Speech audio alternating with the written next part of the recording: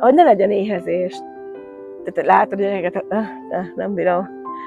Azt mindig nehéz feldolgozni, hogy valaki éhezik.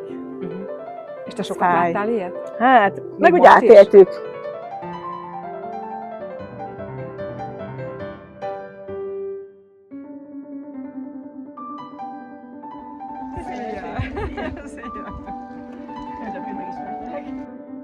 Ki vagy te? Hát én egy senki, egy semmi. Egy semmi vagy, egy ugyanaz ember, egy ember vagyok. Annál azért sokkal több mindenki. Dehogy is, hát az embertől. Szerintem... Ha azt mondod magadról, hogy én egy senki vagyok, akkor az nem, ez az tök jó. Durva. Dehogy is. Carlos Castaneda könyveit olvastad? Nem. Van benne egy idős indián férfi, egy Don Juan, és ő azt mondja, hogy akkor fogsz megbékélni mindennel, amikor elfogadod, hogy ugyanolyan semmi vagy, mint a többlet. Úgyhogy akkor nem tudnak beléd dugni sem, ha el tudod fogadni azt, hogy te igazából egy semmi, ugyanazok vagy, semmi, tehát nem vagyok több senkitől, semmivel sem vagyok több. Igen, én Buzási Kata vagyok, én mindenki így ismer, tehát ez szerintem egy átlagember vagyok, aki néha túlmegy a határain, meg mindenki határain, talán az idegeire is megyek sokszor néha embereknek. Tehát de nem direkt csinálom, hanem azt gondolom, hogy olyan dolgok, amiknek úgy kéne mennie, hogy mennie kell. És ha nem úgy megy a dolog, engem ez nagyon zavar. Tehát én annyira sajnálom, amikor valakit, ahogy a nőket, hogy hátán írja azért, mert nők, hogy mert ő tényleg ő roma, vagy ő színesbőr. Tehát, hogy ezeket miért? Nincs ilyen. Én debreceni vagyok. Az messze van. Mihez képest? Nincs. Debrecenben születtem, én debreceni voltam mindig is világéletemben. Aztán ugye én tudtam mindig is, hogy az én nagyapám Ötevényről származik, azt tudtam, hogy ő most vegyéből származik, és mindig is vonzott a környék, voltam is itt kirándulni. De mikor ugye Debrecenben éltünk a 3 kisgyerekkel, és a férjem mindig külföldön dolgozott, és mindig ő jött az a legkésőbb, és ő indult a leghamarabb vissza. És annyira ideges lett, hogy nem hiszem el, hogy tényleg már délután 10-kor indulni kell, vagy többiek már délután 3-kor indulnak vissza, hogy ez olyan tisztességtelennek érzem, és mondtam a férjemnek, hogy én szeretnék elköltözni Debrecenből, én akartam elköltözni, és mindenképpen északra, megyeszékhelyhez, vagy megyeszékhely közelébe, én nagyvárosi lány vagyok, én a belvárosban nőttem fel, tehát én nem tudom, mi az, hogy vidéki élet. De nagyon zavart volna, hogyha nincsen valami kapcsolódás. Én semmiképpen nem akartam délre költözni. És közel a határhoz, és ez közel volt a határhoz. Ennyi a történet. Semmit. És aztán nagyon meggyökeresedtél itt Nyúlon. Itt képviselő lettél a testületben. Szerintem nem az a legfontosabb része az életemnek. Tehát akkor nagyon fontos képviselőnek lenni, illetve úgy képviselni az embereket, ahogy képviselni kellene az embereket mindenkinek. De én egy anyuka vagyok, akinek a 3 gyereke nyúliként nőtt fel, és én onnan van minden kapcsolatom, hogy a gyerekeim fociztak, oviba jártak, iskolába jártak, és mi nagyon nyitottak vagyunk szerintem, és nagyon gyorsan befogadók voltak velünk is, vagy hát gyorsan tudunk illeszkedni, alkalmazkodni, és tényleg már 2006-ban jöttünk ide, 2008-ban már eszem anyuka voltam az iskolában. Nagyon sok barátom van Nyúlon, nagyon sokan barátaim. Tehát én nagyon szeretem a nyúliakat, ezt fantasztikus emberek. Aki megismeri őket, az nem akar elmenni a faluból sem már utána. Tehát én egy anyuka vagyok, és az anyukából lettem képviselő, mert azt gondoltam, hogy többet érdemelnek az emberek, és azt érdemlik meg az emberek, hogy igenis foglalkozzanak velük úgy, ahogy az elhanyagolt években nem volt. És ennyi. És mikor lettél képviselő? Most a 24-es választásokkor. 24-ben. Tehát most 2 éve vagy képviselő. Hát másfél éve, igen, körülbelül igen.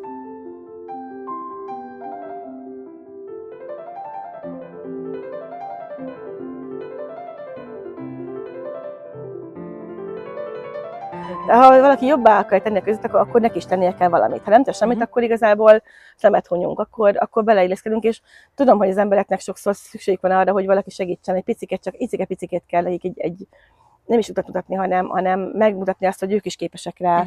Van-e történet a fejedben, előjön-e olyan történet, amikor azt mondod, hogy na, itt igazán tudtam segíteni? Szomorú történet. Amikor a Somogyi Attila beteg volt, és neki gyűjtöttünk a Lurk Alapítvánnyal erre a Veszmelényre, a kórházba több millió forintba került, és ez 2008-9, nem is tudom.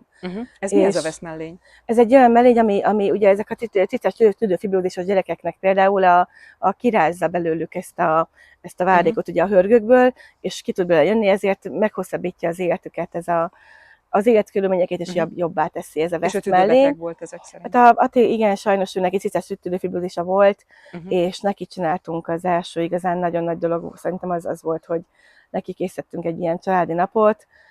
És sikerült megvenni a mellényt? Igen, megvettük a mellényt. Nem csak a mi de több mint 1 millió fölé jöttünk össze, az akkor mondom. nagyon-nagyon sok pénz volt. Tehát 4 millió volt az egész mellény, és tényleg a nyúliak adták össze, nem? Tehát így mi, a süteményvásár, a könyvvásár, hogy eljöttek, úristen, fantasztikus volt. Szereztünk ki zenekarokat ingyen szinte fellépni. Mit tudtatok adni Attilának ezzel?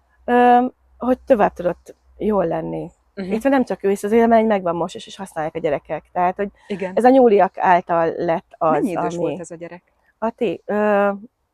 Akkor? Igen, amikor beteg volt. 10 körül. Így. Én az a baj számokkal... És már elment közülünk. Sajnos igen. De nagyon sokáig tudott élni ahhoz képest, hogy... És egy fantasztikus emberek a szülei is, tehát szerintem ők megérdemeltek minden segítséget akkor is. Mi volt az esemény az életedben, ami a leginkább megváltoztatta az életedet? Trauma? Nem tudom, nekem csak traumáim vannak. Neked csak traumáim vannak. Rengeteget tudok traumáról beszélni. Mit szeretnél hallani? Történetet. Nincs. Nem tudok még így beszélni róla. Vagy hát tudok már beszélni róla, mert most már feldolgoztam sok mindent. Na, akkor olyat, amit feldolgoztál. Nem szeretik hallani az emberek. Én eleve úgy nőttem fel, nekem szüleim alkoholisták voltak, mind a két szülőm alkoholista volt, aztán elváltak, apukám elment máshoz, anyukámnak voltak barátai, rengeteget ott, anyukám tipikus hippi volt, de miután feldolgoztam, tudom, hogy mi történt vele, hogy a nagyapám őt valóban bántotta, szexuálisan bántotta, és hogy igazából mi a menekülő útvonalai voltunk, 15 évesen szült meg engem. Tehát mi a menekülő útvonalai voltunk neki, ezt így már el tudtam neki fogadni, tehát értem, hogy miért alkoholista, tudom, hogy mama nem fogadta ezt el tőle. Tehát, vagy hát hiába mondta otthon el, akkor az nem volt. Nem hitte el, hogy bántalmazzák. Nem. És ugye ez szerintem bennem volt, mert emlékfoszlányokat tettem össze, hogy mi történt anyuval.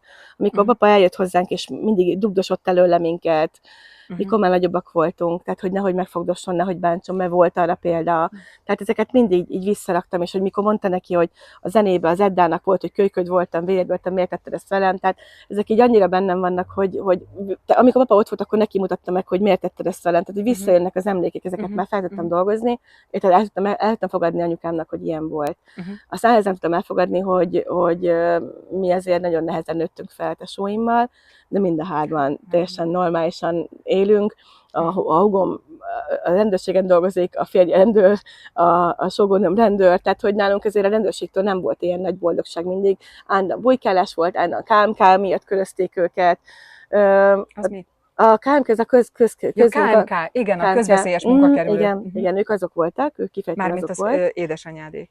Apukám volt a igen, anyu volt ez, igen, és ő ténylegesen nem is tudott igazán egy munkahelyen sem meglenni. Biztos volt valami okkal, nem tudom megítélni azóta. De igen, és ugye egyszer 9 évesen például engem intézetbe vittek el, elmentem intézetbe. Hány évesen? 9 éves voltam, amikor a nyár elején elindultunk a Balatonra, és végül is az intézetbe kötöttem ki, mert ahogy fogták, KMK-jel körözték, és ugye pont akkor jöttek a rendőrök, és ugye én nem ilyet, őszintén nem vagyok oda rendőrségért, és ahhoz képest a családom mindenki ott dolgozik, tök fura. És ugye elvittek intézetbe, 7 hétig voltam ott, és az elején nem tudtam a kicsik között lenni, ahova korosztályom szerint kellett volna menni.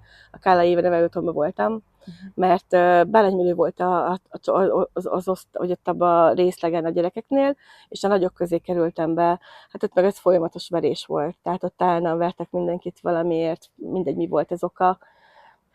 Többször kaptam én is pofont, de hogy én sosem nem sírtam, és akkor már utána tisztelni kezdtek miattam, mert nem sírok. Akkor végig is úgy anyu vitt haza szeptember elején, vagy augusztus végén, hogy megszöktettek onnan engem. És eldugtak otthon, nem mehettem ki az udvarra sem, mert hogy nehogy baj legyen, és úgy lettem a máma gyámom. És végülis mi úgy tudtunk utána, hogy tehát ezt az iskolában nem tudták például. És tudta, anyu például börtönben volt szabálysértésére, mert nem fizettek ki a vonatbírságát, és akkor szépen ő ment 2 hónapra a börtönbe, ő ott olvasgatott, ő el volt, tudta, hogy mával jó helyen vagyunk, már amennyire. És akkor az iskolában ezt nagyon nem találtak, azok mindig bántottak miatta, hogy az én anyám börtönt töltelék, holott nem bűnöző volt, csak egyszerűen ez a hippi, vagy nem tudom másképp mondani. Úgyhogy ez ilyen persze, szóval akarsz még ilyeneket hallgatni? Igen. Csak ezt tudok mesélni, csak ilyenről tudok mesélni. Igen, nagyon megrázó. Nagyon megrázó. Dehogy is. Nem? Miért? Már nem. Én akkor nem értem ezt így meg. Akkor úgy értem meg, hogy nem tudom, valahogy ez volt a természetes. Mindenki szereti az anyukáját, akár nem tudjuk, hogy milyen más anyukkal, nem tudhatjuk, hogy mi történik. Én oda meg vissza, amikor nem így volt, tehát valami csodálatos ember volt, annyira okos volt, hihetetlen, törékeny szépség, tehát hogy nem is értettem, tehát annyira kettős volt az egész. De olyan is volt, amikor a nyúl elő kellett megennünk a kenyeret, mert nem volt mit ennünk otthon a tesóimmal, és akkor kivettük a kosárból a száraz kenyeret, és akkor azt tettük a gyerekek mi tesóimmal.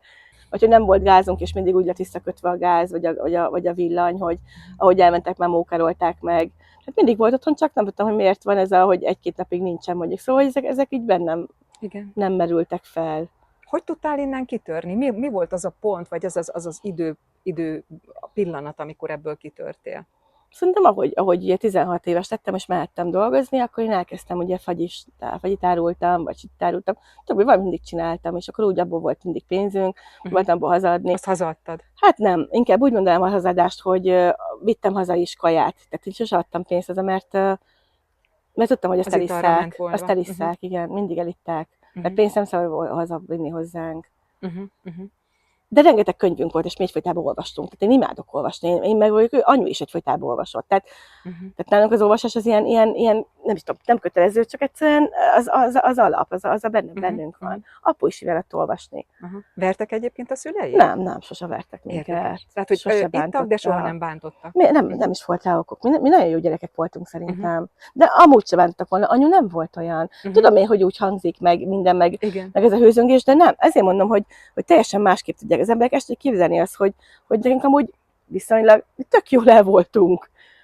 Tehát mi kimentünk reggel az utcára, aztán estig el voltunk, nem voltak ilyen izéink, mentünk a játszira, ide-oda, néha hazamentünk, akkor még ilyen margarinos kenyeret kellett kenni, ha volt, akkor ettünk, ha nem volt, akkor nem ettünk.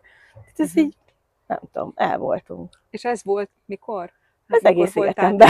De mikor voltál te kisgyerek? Én 77-es vagyok, 77-ben születtem, és akkor egészen 20 éves koromig, 17 éves koromig azért otthon éltem. Azért az már 97. Aha. 90 körülbelül, aha. És ez nem a kommunizmusnak a bűne? A tesóim tök furcsák, hogy pont ebből érdekesek, mert ők annyira ők mindig is olyan munkára vágytak, ami szorosan időbeosztással van, és sose tudtam ezt így átvenni. Én örök szabad lelkű vagyok, én nem tudok. Engem idegesít, hogyha én nem tudok, tehát én emlékszem, elmentem a biogába diákmunkásként, 8 napig bírtam ezt a műfényt, meg hogy ott ekkor lehet tenni, akkor lehet tenni, ez nem nekem való élet. Ezt az anyutól biztos örököltem, vagy ezt láttam, vagy inkább csinálok bármit. Ebben a szabadságban nőttél fel? Igen. Hogy ismerkedtél meg a férjeddel? Jöttek oda, fagyit vettünk, kutyakiállításokkal jártunk, az egyik barátom által ismerkedtünk meg. Semmi különös. Semmi különös. És hány éve vagytok együtt? 94 novembere óta vagyunk együtt, 91 volt az esküvőnk, tehát így régóta. Régóta? Nem is számolod az éveket? Nem. Igen.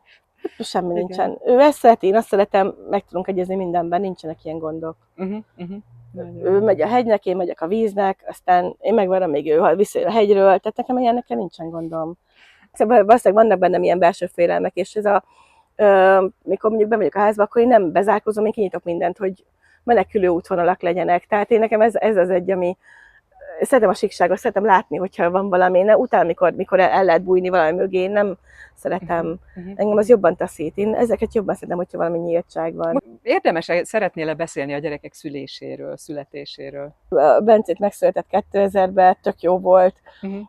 Legő 2001-ben, Dőme 2003-ban, nagyon élveztem. Tehát én nagyon akartam, én borzasztóan akartam gyerekeket. És csak 3. Én nem gondolkodtam a számokon. És soha nem gondolkodtam ilyeneken. Tehát nekem ez mindegy, az élet valahogy így hozta, és kész. És sosem nem szeretek tervezni sem. Akkor jön majd minden magától. Nem szabad erre gondolkodni, úgyse úgy lesz. Nem mindegy, akkor. És mit görcsöljek rajta, idegeskedjek. Idővesztesség a tervez. Teljesen felesleges. Addig tudsz olvasni egy könyvet. Vagy bármit. Vagy tudsz tenni valakiért valami jót. Bármit. Hogy alakult ki ez a fantasztikus kert, ez a kis, azt mondom, hogy ez egy növény, nem patika, hanem egy dzsungel, jó legyen dzsungel. Nem, ez nem patika, nem is lesz soha az.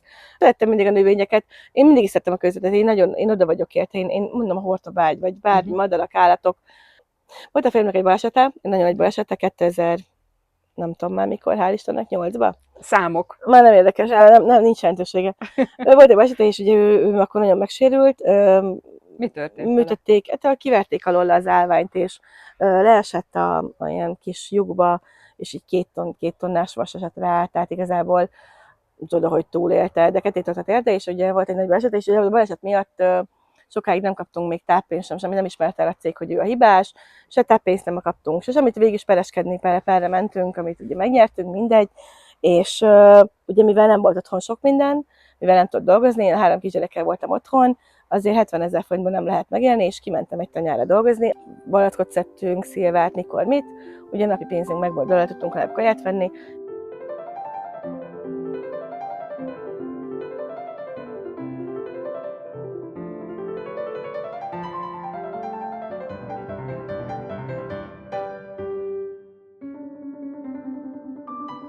Nem szabad olyan emberek közé menni, akik nem jók. A képviselőtestület milyen? Hát elég érdekes. Tudod egyáltalán érvényesíteni az akaratodat, vagy a véleményedre hallgatnak? Tudsz valamit tenni? Hát azért jobb, ez mellettünk van, nem? A jog az mellettünk van, igen. Nem mindig, de hát képzeld, ha másnap reggelre nem az a jog. Azért az ritkább. Most már, ritkább, talán most már nem is lesz talán ilyen. Most már nem. Reméljük, igen. Segítséget kérek, én elmegyek a falig mindig, vagy a falon túl is elmegyek. Ha valami nem megy, akkor addig hajtom, mint a pitbullok, és akkor így nem engedek egy témából. Én amúgy hiszek az emberekbe. Ezzel az emberek alapvetően jók. Mikkel foglalkozol mostanában? Igazából mindennel foglalkozok, hogy mondják ezt a reneszánsz ember. Szerintem ez élik a legjobban rám. Ezt talán, hogy minden érdekel. És amit szeretek, az utána olvasok, akkor azt addig megyek, amíg mindent nem tudok róla. Tehát minden érdekel. Én nem hiszem a paprikákat, imádom a csiliket termeszteni, imádom, hogy csípnek, imádom a fügéket, imádom a citromokat. Igen, itt van, és ennyire, hogy darabonként becsomagolod. Valami elképesztő, amit én aztán szépen leverek. Hát, ez a férjem munkája. Több 100 fügefajta van amúgy a világon, szerintem nekünk már van 100 fajtánk, biztos van 100 fajtánk, tehát eszméletlen sok füge. Még nem tudjuk, hogy melyik a legfinomabb, azt teszteljük. És egyébként ezt áruljátok is, ezeket a fügetöveket? Nem. Még nem. Mit csinálnál másképp, ha újra kezdhetnéd? Nem lennék ilyen naív. De akkor meg nem is én lennék. Tehát, hogy nem tudom, annyiszor gondolkodtam, hogy van-e valamit másképp csinál az ember. Biztos van, amit elrontottam, persze van. Hogy ne lenne, amit mindenki ront el dolgokat, és beismerni hibánkat marha nehéz szerintem. Marha nehéz.